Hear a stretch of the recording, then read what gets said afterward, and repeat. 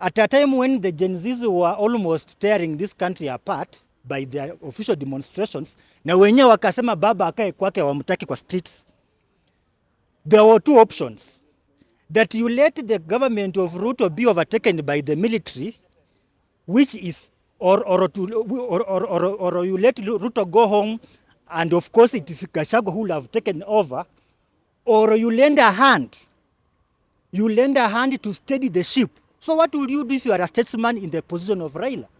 Raila opted to stretch his hand in the same manner he did during Uhuru time.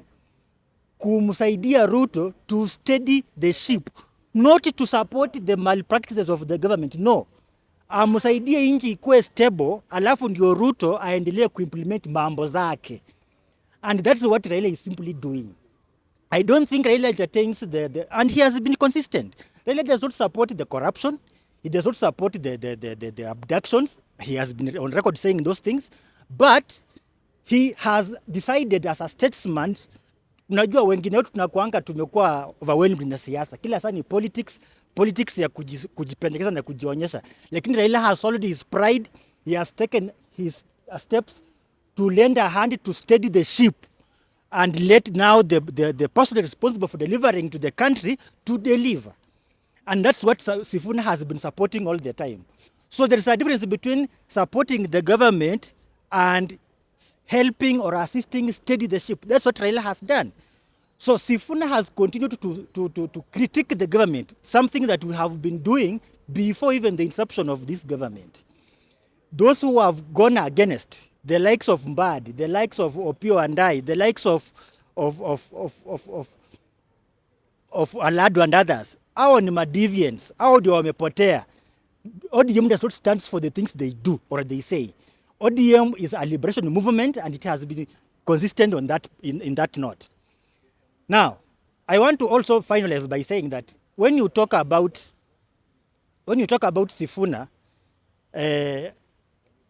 now that you are heading towards another election where we shall be gaining another Secretary General, Sifuna, people say that he has